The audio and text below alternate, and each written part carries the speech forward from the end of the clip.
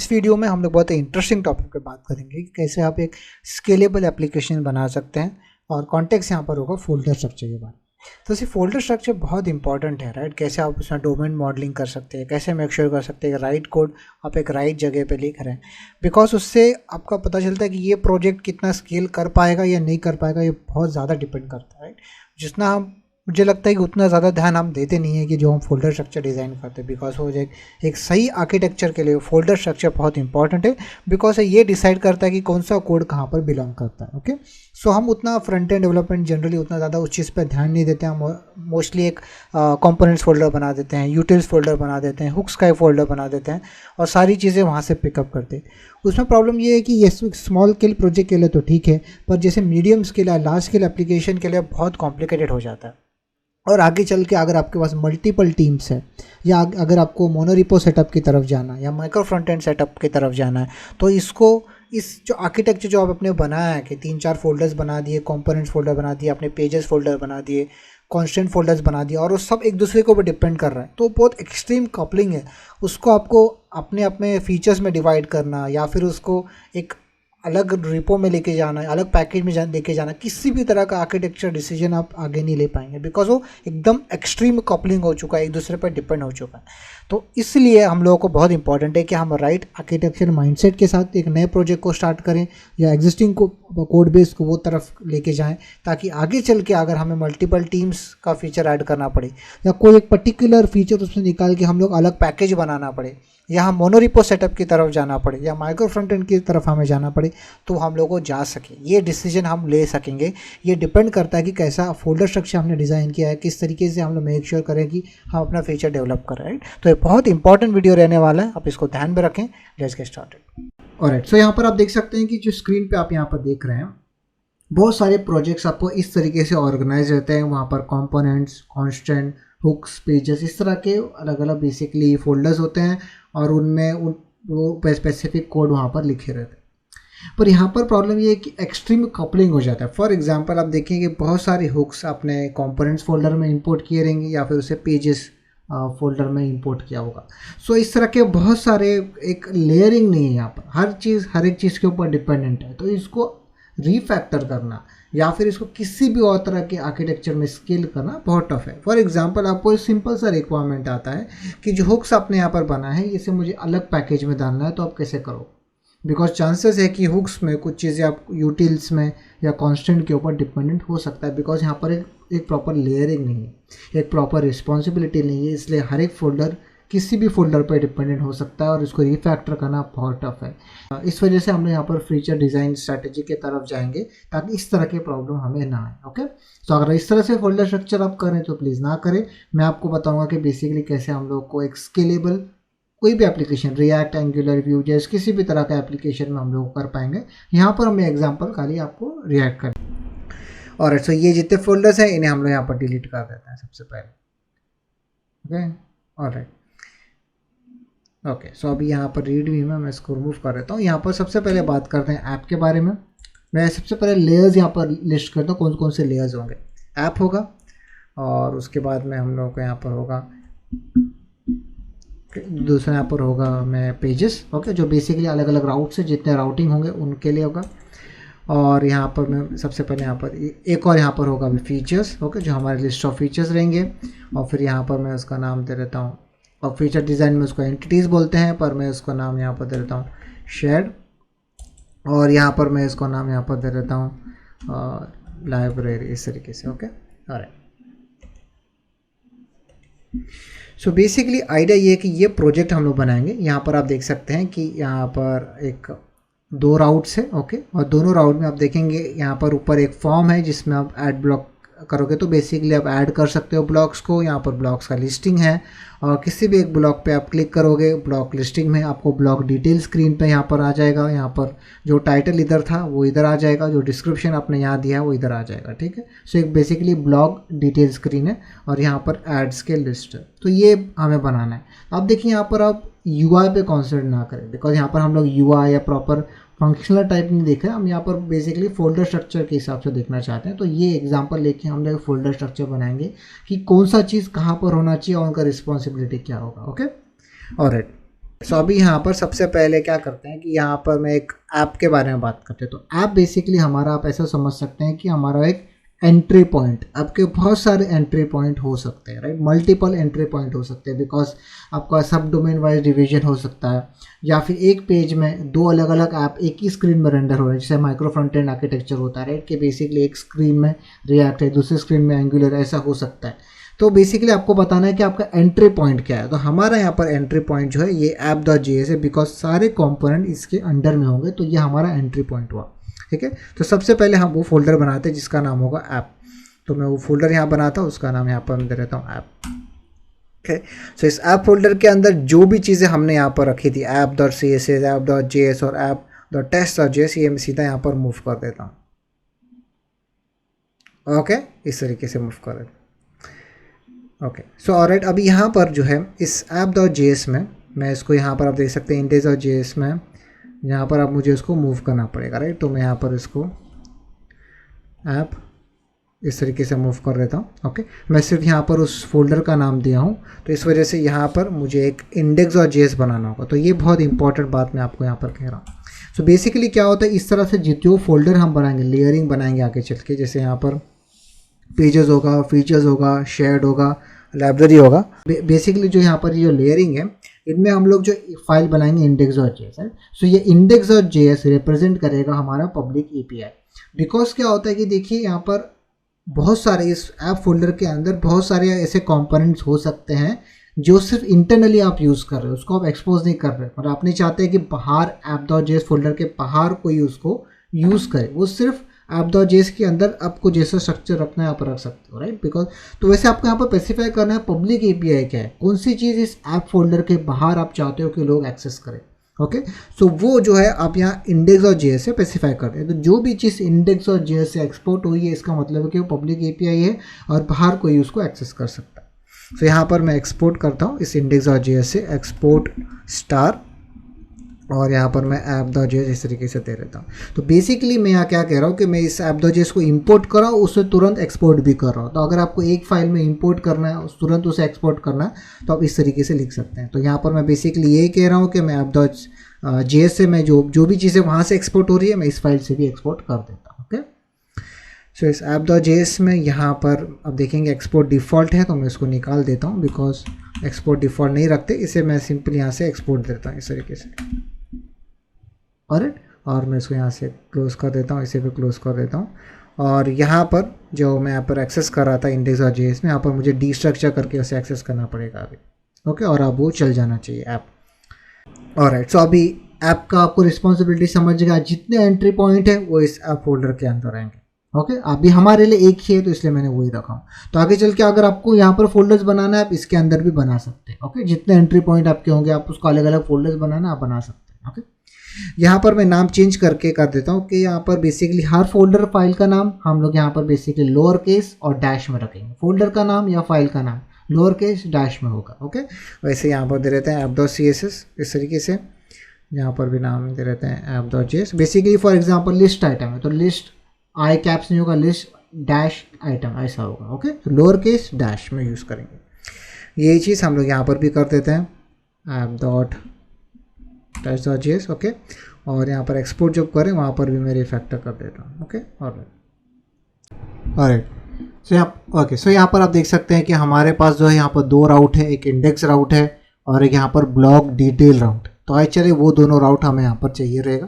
तो इस source folder के अंदर हम लोग एक और फोल्डर बना देते हैं। अभी एक और लेयर है जहाँ पर होगा पेजेस। ओके, और इस पेजेस के अंदर हम दो अलग अलग फोल्डर बना देते हैं। एक का नाम होगा यहाँ पर होम पेज इस तरीके से, और दूसरा एक और फोल्डर इसके अंदर बनाते हैं जिसका नाम मैं दे देता हूँ ब्लॉग डिटेल। ओके, सो दो फोल्डर हैं यहाँ पर, बिकॉज हमारे पास दो राउट है इस वजह से। अभी इसके अंदर राइट इस ब्लॉग डिटेल के अंदर एक फ़ाइल बनाते हैं, उसका नाम मैं देता हूँ index.js, और इस होम पेज के अंदर भी एक फ़ाइल बनाता है, उसका नाम देता हूँ index.js। ओके, सो ये अभी एंट्री पॉइंट है। होम पेज के अंदर जो index.js है ये एंट्री पॉइंट है। ओके, और वैसे ही यहाँ पर ब्लॉग डिटेल जेएस के अंदर जो ये फाइल है ये ब्लॉग डिटेल का एंट्री पॉइंट है। दो अलग अलग एंट्री पॉइंट हमें मिल गए। अब यहाँ पर चाहिए तो आप यहाँ ही कंपोनेंट बना के एक्सपोर्ट कर सकते हैं, यहाँ पर एक और फाइल यहाँ अंदर बना सकते हैं और फिर वो index.js से एक्सपोर्ट कर सकते हैं, जो दोनों भी I think it's fine. Okay, तो यहाँ पर आपको क्या करना है कि यहाँ पर मैं एक सिंपल सा डमी कंपोनेंट बना देता हूँ फिलहाल के लिए, एक्सपोर्ट कॉस्ट, बिकॉज यहाँ पर फीचर इतना इंपॉर्टेंट नहीं है, आपको बस फोल्डर स्ट्रक्चर एक्सप्लेन करने के लिए वो प्रोजेक्ट लिया है। तो यहाँ पर मैं ले लेता हूँ block detail for now, okay. और फिलहाल सिर्फ एक रिटर्न करेगा एक डिव, ओके। और डिव के अंदर होगा ब्लॉक डिटेल, इस तरीके से लिखा होगा, ओके। और ये इसे मैं कॉपी करके होम पेज और इंडेक्सर जैसे वहाँ पर डाल देता हूँ, और यहाँ पर नाम से चेंज करके होम पेज इस तरीके से कर देते हैं। यहाँ पर भी नाम चेंज करके यहाँ पर होम पेज इस तरीके से कर देते हैं, ओके। ऑलराइट, सो अब यहाँ पर देखेंगे कि ये जो लेयरिंग है, राइट, ये लेयरिंग बेसिकली कैसे वर्क करता है कि जितना आप ये नीचे जा रहे हो, राइट, ओके, वो सिर्फ उसके ऊपर वाले पे ही डिपेंडेंट रह सकता है। फॉर एग्जांपल अभी यहाँ पर ऐप डॉट जो है उसमें आप इंपोर्ट कर सकते हो पेजेस से, उसको इंपोर्ट आप ऐप में पेजेस से, फीचर, शेयर किसी में से भी इंपोर्ट कर सकते हो, इट्स फाइन। पर पेजेस जो है ऐप से कभी इंपोर्ट नहीं करेगा, ओके। सो आप देखेंगे पेजेस जो है वो फीचर्स से, शेयर्ड, लाइब्रेरी से इंपोर्ट कर सकता है, ओके। पर यहाँ पर आप देखेंगे कि फीचर जो है पेज को कभी इंपोर्ट नहीं करेंगे। उसी तरीके से जितना आप नीचे जा रहे हो, राइट, उतना आप बेसिकली आप कम लोगों का एक्सेस कर सकते हैं, जितना आप ऊपर हो उतना ज़्यादा नीचे लेयर को आप एक्सेस कर सकते हो। तो ऐसा समझ लीजिए कि ऊपर वाला लेयर जो है नीचे जो भी लेयर्स है उनको एक्सेस कर सकता है, पर नीचे जो लेयर्स है वो ऊपर वाले को एक्सेस नहीं कर सकता। तो इससे आप पे क्या होता है कि क्लियर हायरार्की आप डिफाइन कर रहे हो।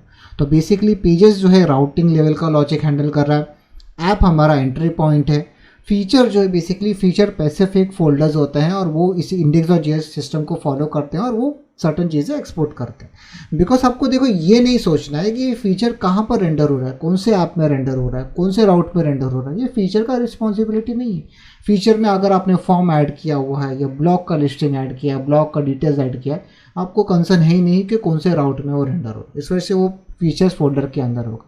शेयर्ड में हम वो चीज़ें ऐड करेंगे जो अक्रॉस फीचर यूज़ कर सकता है, बिकॉज इस लेयर में जो मल्टीपल फीचर आप बनाएंगे वो एक दूसरे पे डिपेंडेंट नहीं होना चाहिए। अगर आपको ऐसा है कि नहीं वो एक दूसरे पे डिपेंडेंट हो रहा है तो वो लॉजिक आप यहाँ पर शेयर्ड में एक्सेस कर सकते हो। बेसिकली इस फोल्डर में वो कंपोनेंट, हुक्स, फाइल, यूटिल्स वो होंगे जो अक्रॉस फीचर शेयर कर सकते हैं। लाइब्रेरीज में यहाँ पर basically of course across feature use कर सकते हो, आप पेजेस में यूज़ कर सकते हो, आप ऐप में यूज़ कर सकते हो, पर ये एक्सट्रीमली रीयूजेबल एज इन कि आप इसको एक अलग पैकेज बना के एक्सपोर्ट कर सकते हो। इसमें किसी तरह का कोई बिजनेस लॉजिक नहीं रहेगा, जैसे कि बटन्स हो गए, अकॉर्डियन, इस तरह के यूआई जो है ये बेसिकली बिजनेस स्पेसिफिक नहीं, इस प्रोजेक्ट स्पेसिफिक नहीं। इस वजह से आप इसको ओपन सोर्स भी कर सकते हो या कोई और टीम भी इसको यूज़ कर सकती है अगर यूज़ करना चाहे। पर शेयर्ड में ऐसे रीयूजेबल कंपोनेंट्स हो सकते हैं जो हमारे प्रोजेक्ट के स्पेसिफिक है, जो मल्टीपल फीचर शेयर कर रहे हैं, ओके। सो यहाँ पर हमारे बिजनेस स्पेसिफिक, इस प्रोजेक्ट स्पेसिफिक कंपोनेंट हो सकता है। लाइब्रेरी में वो कंपोनेंट है जो इसमें किसी तरह का कोई बिजनेस लॉजिक नहीं है, ओके। यहाँ पर किसी तरह का कोई बिजनेस लॉजिक नहीं है, जैसे बटन्स, अकॉर्डियन और इस तरह के होंगे जो कोई और भी यूज़ कर सकता है, या आपकी कंपनी में कोई और टीम है वो भी इसको यूज़ कर सकता है। तो ये बस है लेयरिंग बेस्ड ऑन रिस्पॉन्सिबिलिटी। इसमें बिजनेस लॉजिक हो गए, रीयूजेबल बिजनेस लॉजिक हो सकते हैं, इसमें नहीं हो सकते, इतना ही फ़र्क है, ओके। ऑलराइट, सो अभी यहाँ पर दो हमने फाइल कंपोनेंट्स बना दी है। अब यहाँ पर ऐप में इधर ऐप डॉट जेएस के अंदर मैं अलग अलग राउट्स बनाऊंगा जो उस अलग अलग राउट्स को रेंडर करेंगे। तो जैसे मैंने कहा कि ऐप जो है पेजेस के ऊपर डिपेंड हो सकता है, ओके। तो वही हम लोग अभी यहाँ पर करेंगे। सो यहाँ पर अब मुझे इंस्टॉल करना पड़ेगा ब्राउज़र राउटर, राइट, बिकॉज वही हम यहाँ पर यूज़ करेंगे। तो सबसे पहले इधर मैं टर्मिनल ओपन करता हूँ, इसको ऊपर तक ड्रैग कर देते हैं ताकि इजीली दिख सकें, ओके। और यहाँ पर मैं टाइप करूँगा, यहाँ पर क्या यूज़ करें हम लोग, यान, ठीक है। तो यहाँ पर मैं यान थोड़ा सा जूम कर देता हूँ ताकि एक लाइन में आ सके। और तो यान ऐड रिएक्ट राउटर डॉम को यहाँ पर इंस्टॉल करते हैं, ओके। सो रिएक्ट राउटर डॉम अब यहाँ पर इंस्टॉल हो जाएगा। उसके बाद थोड़ा सा जो कॉन्फ़िगरेशन चाहिए वो आप इसी फाइल में हम करेंगे और कहीं राउटिंग नहीं रहेगा, इसी फाइल में होगा, राइट ना। सो बेसिकली यहाँ पर हम लोग इंपोर्ट कर लेते हैं ब्राउज़र राउटर, वही हमें चाहिए। तो अगर आपको राउटर नहीं आता, आपको अगर समझ लो रिएक्ट राउटर नहीं आता है या आपको रिएक्ट नहीं आता है, तो आप एक पूरा सीरीज़ मैंने बनाया, आप जाके देख सकते हैं। यहाँ पर बस मैं आपको एक कंसेप्ट बताना चाहता हूँ, इस वजह से यहाँ पर मैं ज़्यादा डिटेल में नहीं जाऊँगा, ओके। सो यहाँ पर इंपोर्ट करते हैं रिएक्ट राउटर डॉम, ओके। और यहाँ पर अभी इंपोर्ट करते हैं ब्राउज़र राउटर, ओके। और इस ब्राउज़र राउटर को यहाँ पर बीच में जो कंटेंट है मैं यहाँ पर उसको निकाल देता हूँ, उसकी ज़रूरत अभी नहीं है। ओके, और यहाँ पर ब्राउज़र राउटर इस तरीके से रैप होगा, या फिर आप एक और जगह ब्राउज़र राउटर रैप कर सकते हैं, वो है index.js में। सो वहीं करते हैं इसे index.js में, जो यहाँ पर पैरेंट है सबका, तो इसको यहाँ पर रैप करना विल मेक मोर सेंस। इस वजह से यहाँ पर मैं इंपोर्ट करता हूँ और मैं यहाँ पर इसको इस तरीके से रैप कर दूँगा यहाँ पर।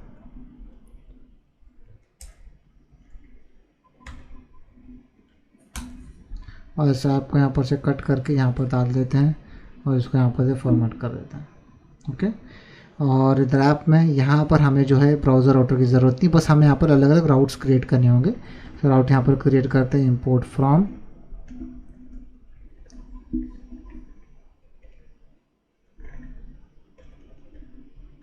डॉम। ओके, और यहाँ पर अभी इंपोर्ट करते हैं स्विच, यहाँ पर इंपोर्ट करते हैं राउट। ओके, और अभी अलग अलग यहाँ पर राउट्स बनाएंगे हम लोग। तो यहाँ पर मैं स्विच ऐड कर देता हूँ, यहाँ पर मैं अलग अलग राउट्स यहाँ पर क्रिएट करता हूँ। तो इंडेक्स राउट पे मुझे रेंडर करना था कंपोनेंट, कौन सा कंपोनेंट जो यहाँ पर स्पेसिफाई था वो है होम पेज, राइट। तो यहाँ पर सबसे पहले उसे इंपोर्ट कर लेते हैं यहाँ पर ऊपर,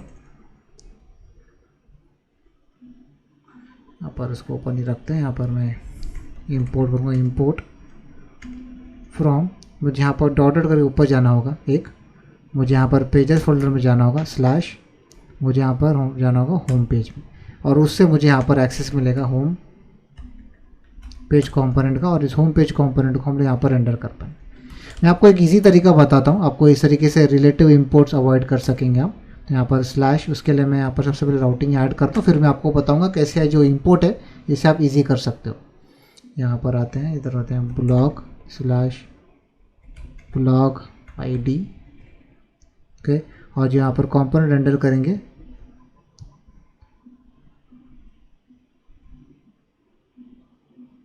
इसको कॉपी करके यहाँ पेस्ट कर देते हैं, और यहाँ जो अभी इंपोर्ट करेंगे स्लैश ब्लॉग डिटेल, और यहाँ पर जो कंपोनेंट चाहिए वो है ब्लॉग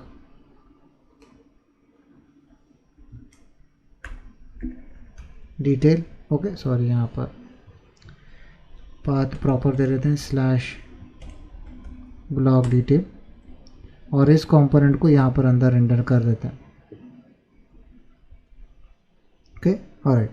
सो अभी इसको सबसे पहले अब मैं रन कर देता हूँ इसे। तो यहाँ पर npm रन स्टार्ट, और इससे यहाँ पर एक एरर आ रहा है, इस लो को svg को यहाँ पर मैं रिमूव कर देता हूँ, और इस app.css को यहाँ पर मैं नाम फिक्स कर देता हूँ।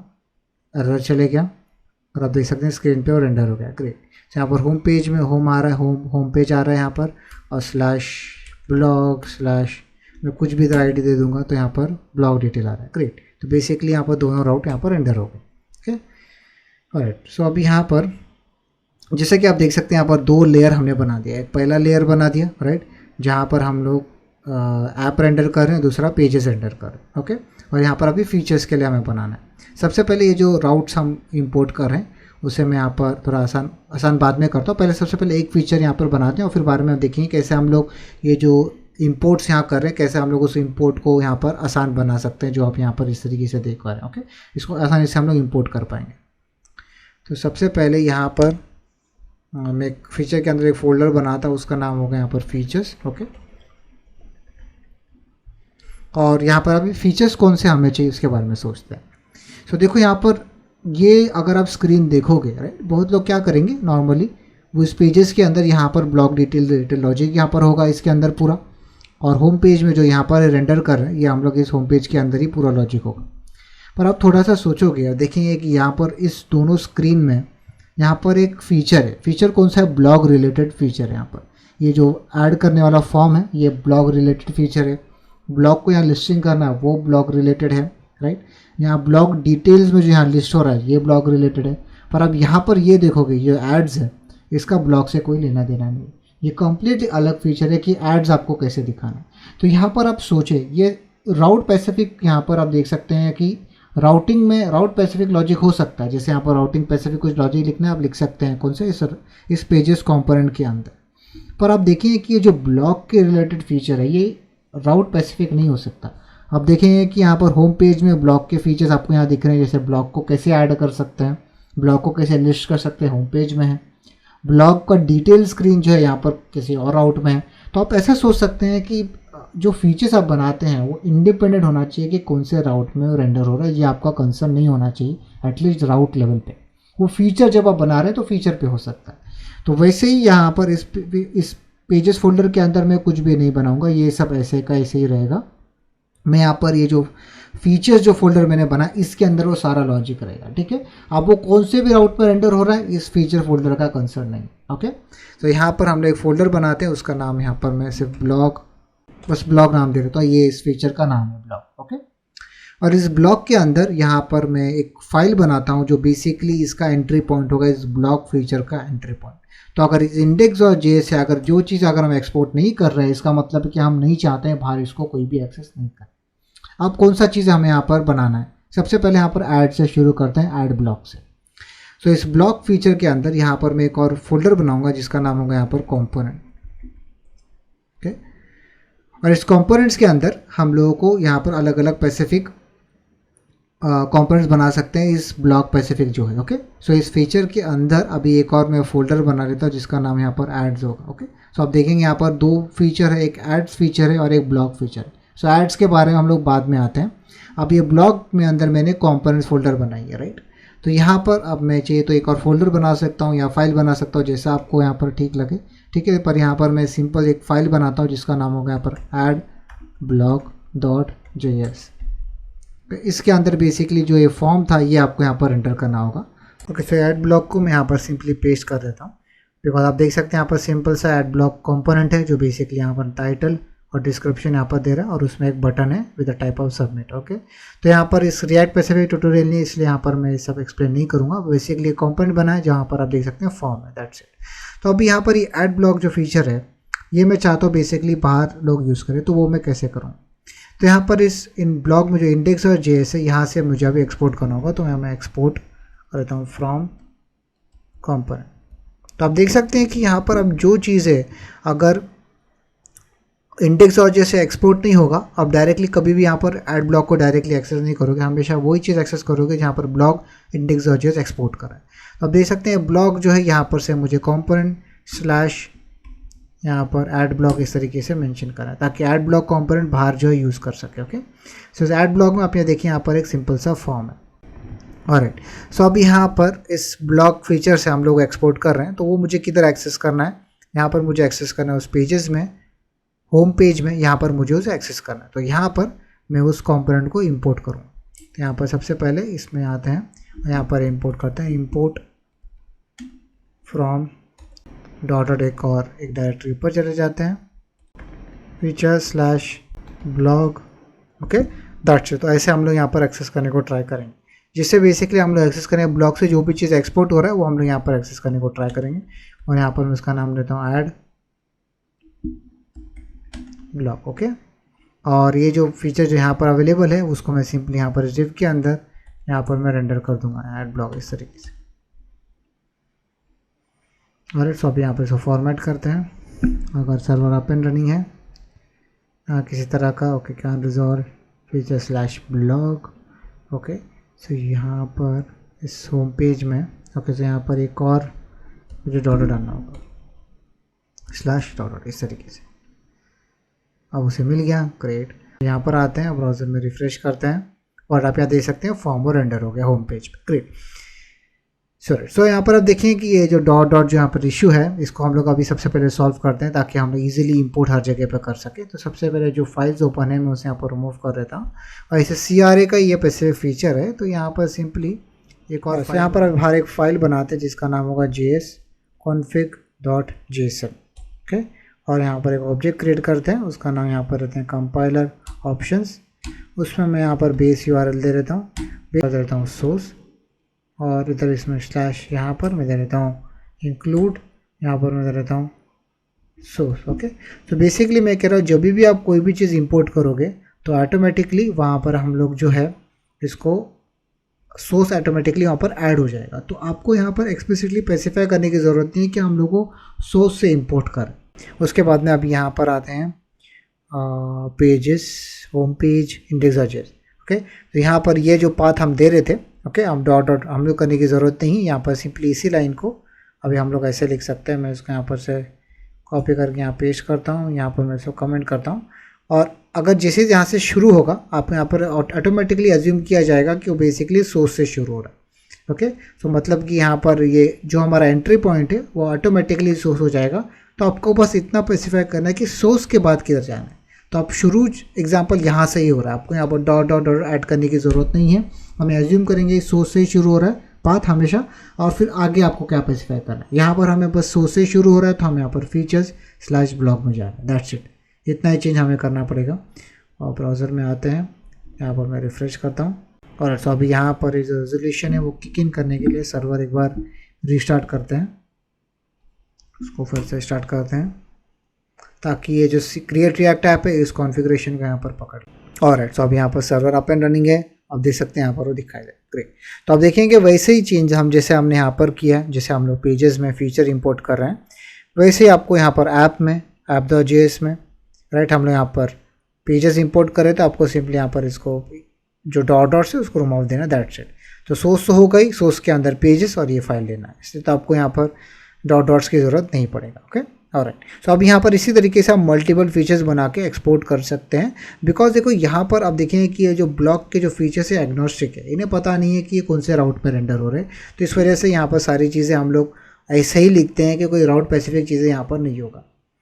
तो इस ऐड ब्लॉक जो है यहाँ पर आपको अगर API कॉल करना है ऑन सबमिट में या जो भी चीज़ें आपको यहाँ पर स्पेसिफाई करना है आप यहाँ पर कर सकते हैं। Okay, alright. सो अभी यहाँ पर देख सकते हैं कि ब्लॉक लिस्टिंग के बारे में देख रहे हैं, राइट। तो अभी यहाँ पर वैसे ही जैसे हमने यहाँ पर ब्लॉक फीचर जो है यहाँ पर इसके अंदर हमने कंपोनेंट्स में ऐड बना है, वैसे ही हम लोग यहाँ पर अब ब्लॉक लिस्टिंग के लिए देखिए तो यहाँ पर ब्लॉक list.js। अगर आपको इस तरह के देखो यहाँ पर फाइल बनाने की ज़रूरत नहीं है। अगर आपको एक कॉम्प्लेक्स लग रहा है, आपको यहाँ पर CSS फाइल हो सकती हैं, इसके टाइप स्क्रिप्ट के टाइप्स रिलेटेड हो सकता है या बहुत सारे फाइल हो सकते हैं। तो उस केस में अब ये कंपोनेंट जो है बेसिकली एक फ़ोल्डर होगा और यहाँ पर आप ऐड ब्लॉक इस तरीके से फ़ोल्डर बना सकते हैं और यहाँ पर इस ऐड ब्लॉक के अंदर मूव कर देंगे। और यहाँ पर हम लोग नाम इस ऐड ब्लॉक का चेंज करके, बिकॉज ऑलरेडी हम वहाँ पर ऐड ब्लॉक में ही हैं, तो यहाँ पर इसको चेंज करके मैं यहाँ पर index.js दे देता हूँ। ओके, और वैसे ही हम लोग यहाँ पर भी फ़ोल्डर बनाते हैं, उसका भी नाम यहाँ पर मैं दे देता हूँ block listing, block list. Okay, और ये इसके अंदर मूव कर देते हैं और इसका नाम मैं चेंज करके index.js कर देता हूँ। ओके, और यहाँ पर इसको जो फाइल्स ओपन थी उन्हें मैं यहाँ पर से रिमूव कर दूँगा। और यहाँ पर ऐड ब्लॉक है और यहाँ पर ब्लॉक लिस्ट है। इस तरह के दो कंपोनेंट यहाँ पर अवेलेबल है और इन्हीं दो कंपोनेंट को अभी यहाँ भी मैं एक्सपोर्ट कर सकता हूँ। तो जैसे ही आप देख सकते हैं कि ऐड ब्लॉक को मैंने एक्सपोर्ट किया था, वैसे ही मैं यहाँ पर अभी ये तो ब्लॉक लिस्ट को एक्सपोर्ट कर दूँगा, कंपोनेंट / ब्लॉक लिस्ट। ओके, आप इस तरीके से एक्सपोर्ट कर सकते हैं। सॉरी, फिर से ऐड ओके, यहाँ पर ब्लॉक लिस्ट। ऑलराइट, तो यहाँ पर इस तरीके से आप कर सकते हैं, या फिर मैं इसको यहाँ पर क्लोज़ कर दूँगा और यहाँ पर से आप क्या कर सकते हैं कि यहाँ पर index.js से यहाँ पर स्टार इस तरीके से हम इंपोर्ट कर रहे थे, उसके बजाय मैं यहाँ पर कंपोनेंट्स के अंदर एक फ़ाइल बनाता हूँ, इसका नाम होगा index.js। तो इस तरीके से आप यहाँ पर बना सकते हैं अगर आपको मल्टीपल हायरार्की वहाँ पर नहीं देखना है तो index.js। और यहाँ से अब मैं एक्सपोर्ट कर देता हूँ, export star from add block, और यही सेम चीज़ मैं अभी यहाँ पर कर देता हूँ, export star from block list. Okay, तो इस तरीके से यहाँ पर से इस कंपोनेंट्स का index.js एक्सपोर्ट किया। तो अभी यहाँ पर बाहर जो है ये जो ब्लॉक में जो index.js है, यहाँ से मुझे एक्सप्लिसिट मेंशन करने की ज़रूरत नहीं, ऐड ब्लॉक ये सब मैं यहाँ पर सिंपली इसको रिमूव करके यहाँ पर स्लैश कंपोनेंट्स ही रहने दूँगा, that's it. So components folder में जो चीज़ें मैं एक्सपोर्ट कर दे रहा हूँ और कंपोनेंट्स में यहाँ पर इसके index.js में मैं ये दोनों चीज़ें यहाँ पर से एक्सपोर्ट करूँ, तो आपको यहाँ पर कोई भी चेंज करने की ज़रूरत नहीं पड़ेगा। तो इस तरीके से भी आप हायरार्की यहाँ पर बना सकते हैं। ऑलराइट, सो अभी यहाँ पर जो ब्लॉक लिस्टिंग है यहाँ पर इसको क्रिएट करते हैं, तो यहाँ पर एक्सपोर्ट करते हैं, export const block list. Okay, और यहाँ पर मैं सिंपली एक यहाँ पर रिटर्न कर दूंगा एक यूएल। ओके, और यहाँ पर ईच इंडिविजुअल एलाइव है, यहाँ पर मैं सिर्फ एक स्टैटिकली यहाँ पर ऐड कर देता हूँ इंट्रो टू रिएक्ट। ओके, उसी तरीके से यहाँ पर डुप्लीकेट कर देते हैं intro to React Router. Okay, intro to React Redux. इस तरीके से आप जो भी यहाँ पर देना चाहे दे सकते हैं।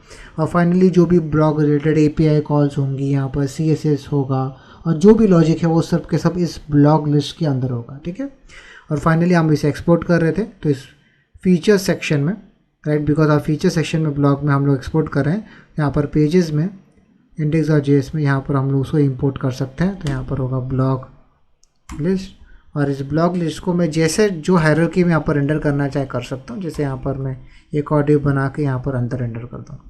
ठीक है, तो अब यहाँ पर पेजेस को आप कंट्रोल दे रहे हो कि वो कहाँ पर इसे रेंडर करना चाहता है। वो कल को रिक्वायरमेंट आती है ओके नहीं स्विच करना, ऐड ब्लॉक नीचे होना चाहिए, आप उसको नीचे मूव कर देंगे। ओके, अब वो नीचे आ जाएगा, जैसे आप देख सकते हैं अब यहाँ पर वो नीचे आ गया। राइट, तो यहाँ पर को आपको ये देखना है कि कौन सा लॉजिक कहाँ होने की ज़रूरत है। अभी ये प्लेस किधर हो रहा है, ऐड ब्लॉक प्लेस किधर हो रहा है, लिस्टिंग प्लेस किधर हो रहा है, ये राउट, ये बेसिकली राउट स्पेसिफिक चीज़ें हैं। तो ये आप कंट्रोल जो है इस पेजेस home.js है इसको कंट्रोल दें, बिकॉज यहाँ पर वो हायरार्की डिसाइड करिए ओके क्या लेआउट किधर रेंडर हो रहा है, कैसे रेंडर हो रहा है, ये डिसीजन होम पेज कंपोनेंट का होना चाहिए। पर ऐड टू डू इटसेल्फ या ब्लॉक लिस्ट फीचर इटसेल्फ वो कंसर्न इस होम पेज का नहीं है, वो ब्लॉक लिस्ट फीचर जो है ब्लॉक फीचर है उसका कंसर्न है, इसलिए वहाँ पर वो अवेलेबल। ओके, सो इस तरीके से आप अलग अलग लेयरिंग रिस्पॉन्सिबिलिटी दे रहे हैं। कोई चीज़ें जो ऐप में है वो ऐप में है, वहाँ पर आउट्स है। वैसे आप देखेंगे कि यहाँ पर अभी ब्लॉग लिस्ट स्पेसिफिक चीज़ें ब्लॉग लिस्ट में है, यहाँ पर लेआउट रिलेटेड जो चीज़ें हैं वो पेजेस में है। राइट, तो ये तरीके से अलग अलग लेयर्स हैं ये। ओके, सो यहाँ पर आगे चल के लेट से कि हम टीम वाइज डिवीजन हो जाता है। ओके, और ब्लॉक एक में भी एक टीम ए को बिलोंग करती है, तो आप ये बस ये फोल्डर जो है ब्लॉक का फोल्डर आप इसे अगर कहीं पर भी डाल दें, एज लॉन्ग एज आप वो ब्लॉक फोल्डर को स्पेसिफाई कर रहे हैं, आपको कुछ भी चेंज करने की ज़रूरत नहीं है। ठीक है, सो कल को ये ब्लॉक फोल्डर किसी भी मोनोरिपो सेटअप में कहीं और चले जाए, हमको कुछ ज़्यादा चेंज करने की ज़रूरत नहीं पड़ेगा, बिकॉज हमको पता है हम डायरेक्टली सिर्फ उसके index.js से इंपोर्ट कर रहे थे, दैट्स इट। तो एज लॉन्ग एज आप यहाँ पर इसका पाथ दे देंगे ब्लॉक फोल्डर का, तो अपनी चीज़ें सब अपने आप चल जाएगा। दूसरा चीज़ आपको ब्लॉग में भी कॉन्फिडेंस आता है कि बेसिकली यहाँ से जो चीज़ आप एक्सपोर्ट कर रहे हैं, ओके, तो ये तो आपको ध्यान रखना है, बिकॉज इस ब्लॉग फोल्डर का ये पब्लिक एपीआई है। तो ऐसे यहाँ से जो हम एक्सपोर्ट कर रहे हैं हमें मेक श्योर करना चाहिए कि यहाँ पर इंटरनल जो नाम हम दे रहे हैं वो जो है बेसिकली प्रॉपर हो, वो ज़्यादा चेंज ना हो, ऐसा हमें चीज़ें मेक श्योर करना चाहिए। ऐसा नहीं कि चेंज ही ना हो, पर कम से कम चेंज होना चाहिए, बिकॉज बाहर जो लोग हैं वो इस पर्टिकुलर फोल्डर स्ट्रक्चर या जो भी चीज़ यहाँ से एक्सपोर्ट करें उस पर वो डिपेंडेंट है। तो यहाँ पर से आप इस तरीके से स्टार अगर आपको कंफर्टेबल नहीं है तो आप डायरेक्ट नाम भी दे के एक्सपोर्ट कर सकते हैं। बस इतना मेक श्योर करें कि यहाँ पर जो चीज़ आप एक्सपोर्ट करें, चाहे हुक्स हो, कंपोनेंट हो, यूटिल हो, कॉन्स हो, टाइप से कोई भी चीज़ें हो सकती हैं, वो सारी की सारी चीज़ें इस ब्लॉक फोल्डर के अंदर ही आएगी। तो यहाँ पर हम फोल्डर बनाएंगे हुक्स के रिलेटेड, जो ब्लॉक स्पेसिफिक हुक्स होगा, यहाँ पर ब्लॉक स्पेसिफिक कॉन्स्टेंट होगा वो इसके अंदर यहाँ पर हो सकता है, यहाँ पर ब्लॉक स्पेसिफिक यूटिल्स होंगे वो यहाँ पर हो सकता है। तो इस तरह के बहुत सारी चीज़ें यहाँ पर हो सकती हैं। ठीक है, और यहाँ पर आप उसको एक्सपोर्ट करना है तो आप कर सकते हैं, लेकिन ज़रूरी नहीं है कि आप वो करें।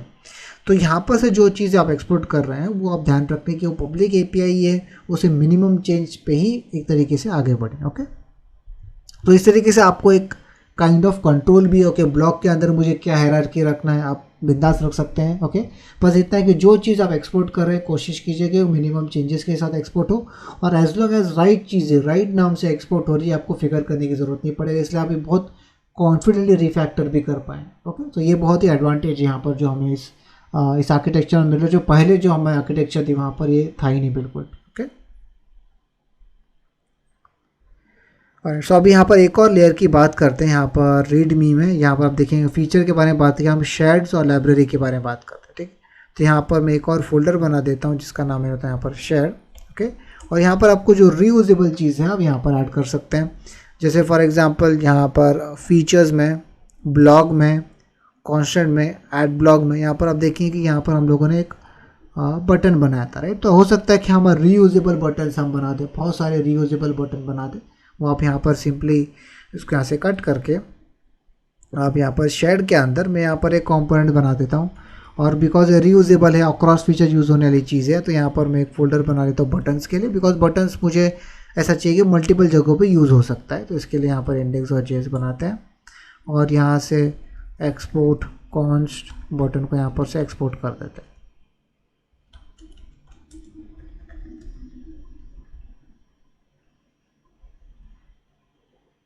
ओके, और इस शेड के अंदर यहाँ पर इंडेक्स और जेएस बनाते हैं इधर भी, और जो चीज़ यहाँ पर कंपोनेंट्स में उसके अंदर भी हम एक फाइल बनाते हैं, उसका नाम यहाँ पर मेरा तो इंडेक्स और जेएस। Okay, alright. सो अब यहाँ पर इस इंडेक्स और जेएस यहाँ पर बटन एक्सपोर्ट करते हैं, बटन कॉन्स्ट बटन्स। ओके, और बटन्स आप देख सकते हैं जो यहाँ पर ये बटन कंपोनेंट है, ये सिंपली एक्सपोर्ट हो रहा है ये नाम से, और कंपोनेंट्स में हम लोग यहाँ पर कंपोनेंट को एक्सपोर्ट कर देते हैं यहाँ पर।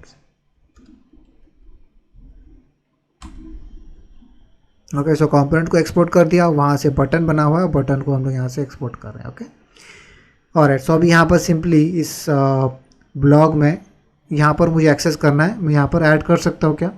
अगर मैं यहाँ पर रीडमी ओपन करूँगा, आप ये देखेंगे कि बिकॉज वो इस लोअर लेवल पे है, ठीक है, तो इससे फीचर्स, पेजेस और ऐप तीनों से इंपोर्ट कर सकते हैं शेड में जो भी यहाँ पर मेंशन है, तो हम इजीली यहाँ पर कर पाएंगे। तो इस ऐड ब्लॉग में यहाँ पर मैं इसे इंपोर्ट कर लेता हूँ। यहाँ पर मैं सिंपली रिस्ट्रक्चर करके यहाँ पर मैं स्पेसिफाई करता हूँ शेड।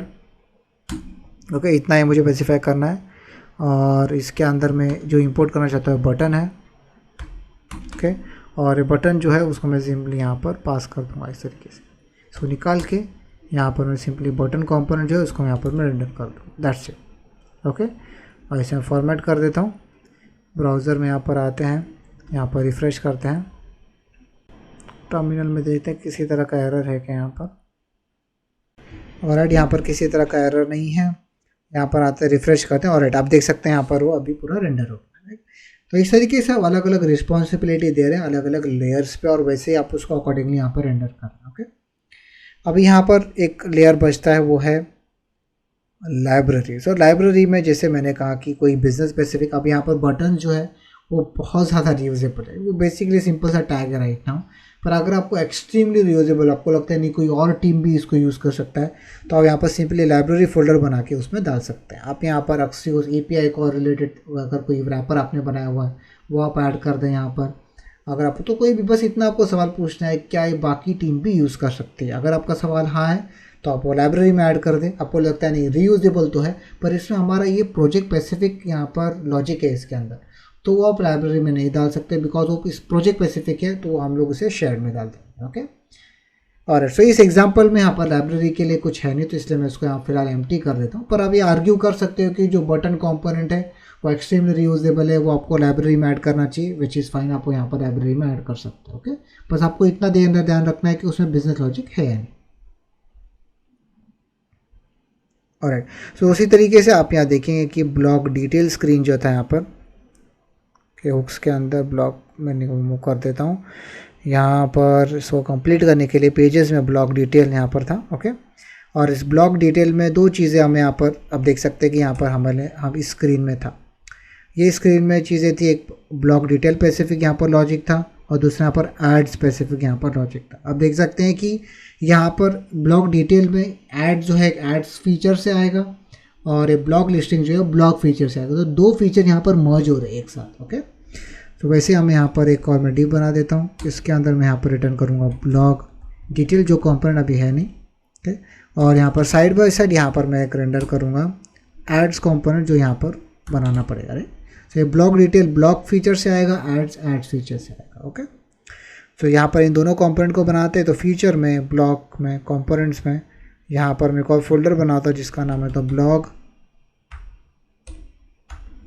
डिटेल, और उसके अंदर यहाँ पर मैं एक फ़ाइल बना देता हूँ index.js, और फिलहाल इसको यहाँ पर जो यहाँ पर ही है मैं सिंपली इसे को कॉपी करके यहाँ पर मैं पेस्ट कर दूँगा और कंटेंट को यहाँ से निकाल देते हैं। यहाँ पर मैं जो भी ब्लॉग डिटेल आप देना चाहें दे सकते हैं, मैं सिंपल यहाँ पर हार्ड कोड कर देता हूँ इंट्रो टू रिएक्ट।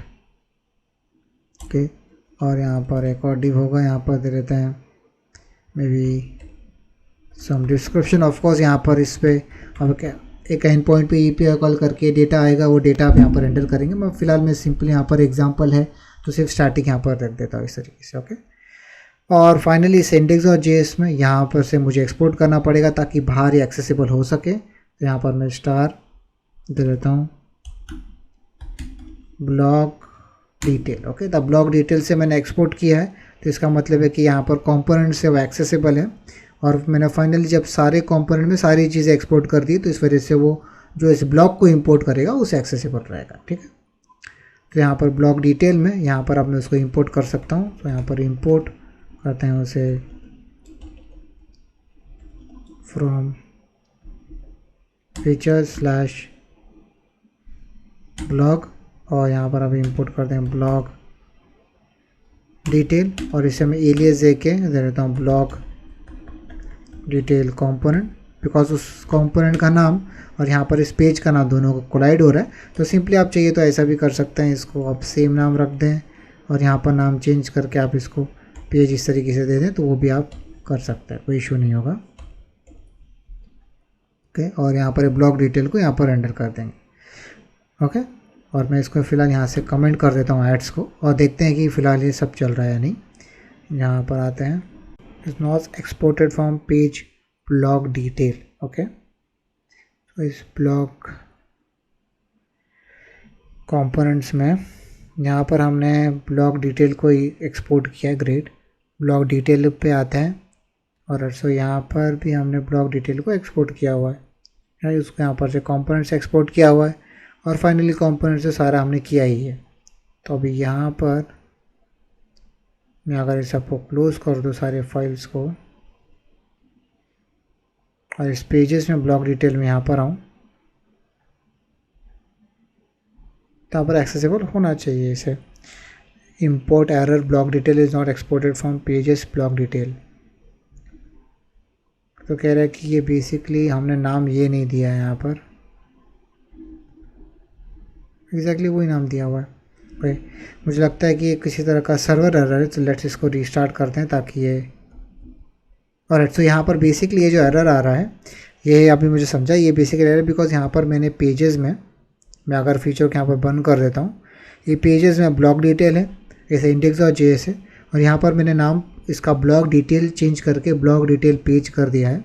ठीक है, तो यहाँ पर मैं इसको कॉपी कर लेता हूँ, और यहाँ पर ऐप index.js, यहाँ पर आप देखेंगे कि इधर वो कंप्लेन कर रहा है पेज ब्लॉक डिटेल में, ब्लॉक डिटेल नहीं बल्कि ब्लॉक डिटेल पेज है, और ये मैं कॉपी करके यहाँ पर पेस्ट कर देता हूँ।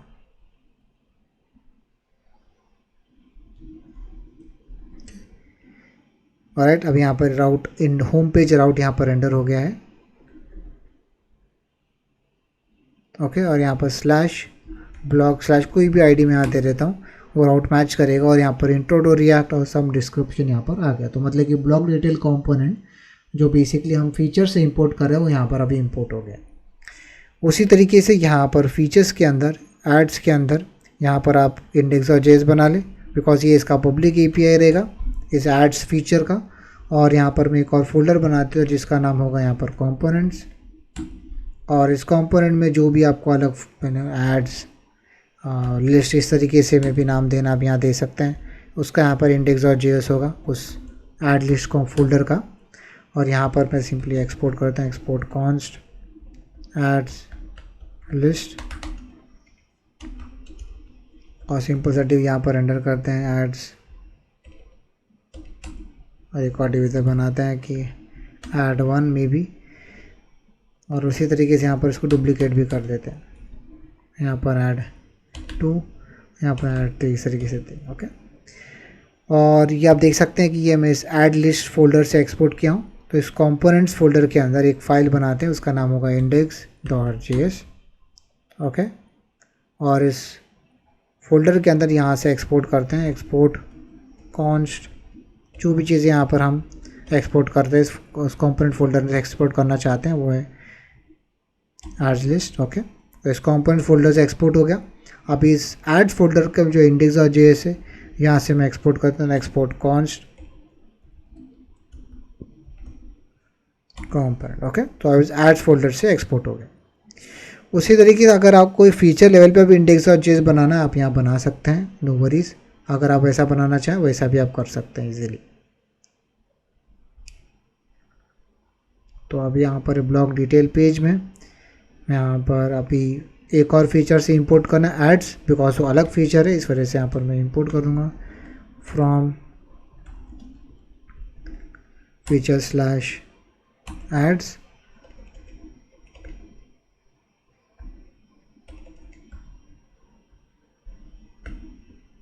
एड्स ओके, और यहाँ पर अभी इंपोर्ट करते हैं ऐड लिस्ट, और एड्स लिस्ट जो है उसको मैं सिंपली यहाँ पर एंटर कर दूँगा।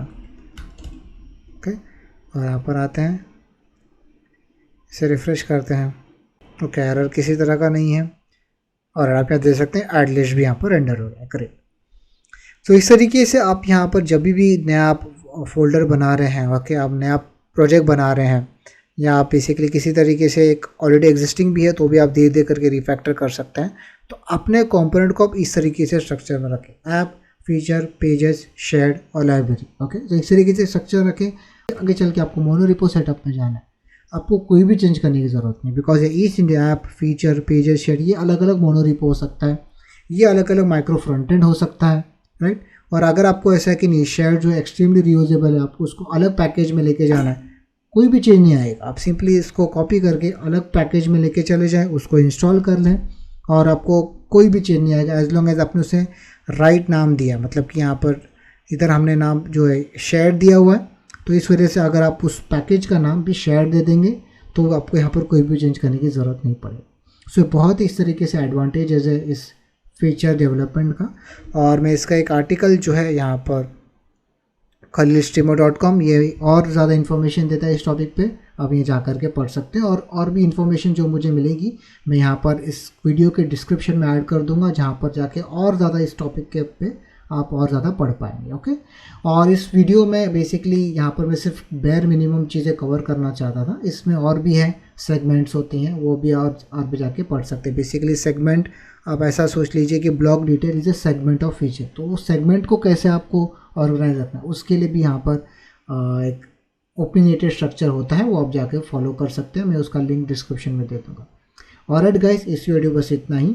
मैं इसी तरह के वीडियोस अगर बनाते रहूँगा जहाँ पर आप स्केलेबल यूआई डेवलपमेंट कैसे कर सकते हैं। कोई पसंद आ रहा है तो प्लीज़ आप लाइक करें, सब्सक्राइब करें। मैं आपको नेक्स्ट वीडियो में मिलता हूँ। Bye bye.